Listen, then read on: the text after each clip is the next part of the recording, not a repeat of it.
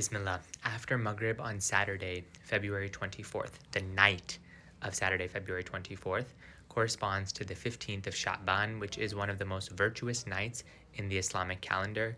There are an ample amount of du'as that you should make on this night, for it is a night in which du'a is accepted.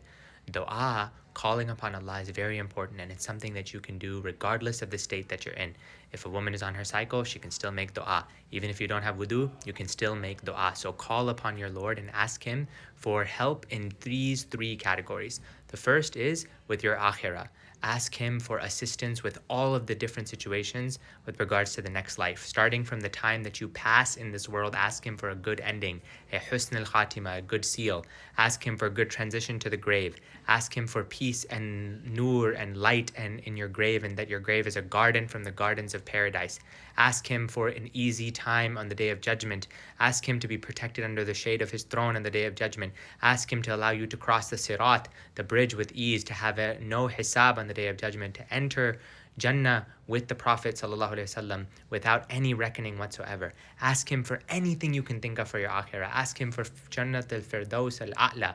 These are the types of high himmah, high things we should be asking for, and think about them, ponder them, make a list. It will be useful now, and inshallah it will be useful in all of your du'as. So ask Him for your akhirah first and foremost, and the same for your parents and your loved ones and for your brothers and sisters in Islam.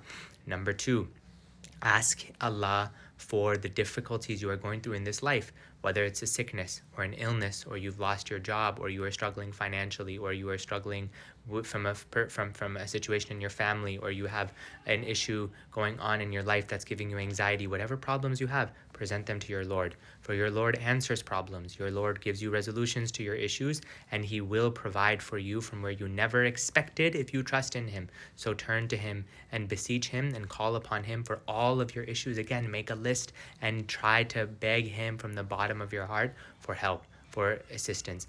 And number three, and this is one of the most important things to do, make dua for the ummah, for the community, for the nation of Sayyidina Muhammad sallallahu alaihi wasallam, especially for the people of Palestine, especially for the people of Gaza, that Allah remove their tribulation, remove this situation that is happening, remove this genocide that is taking place, that He grant relief. And if you make dua for this ummah, you will bring happiness on the day of judgment to the heart of your Prophet sallallahu alaihi wasallam, for he would stay up all night many times saying ummati, ummati, my ummah, my ummah. This is what his concern is, and we should be concerned about our brothers and sisters all over the world, those who are suffering, especially those who are young and those who are weak. So make dua for immense relief for the ummah, and really, really let the tears flow and let your heart feel it. And so these are the categories of du'as to make. You can add other types of du'as to make, but these are good to make at any time, but especially on virtuous nights. And this is amongst them one of the most confirmed virtuous nights according to the vast majority of scholars. So turn to your Lord in du'a.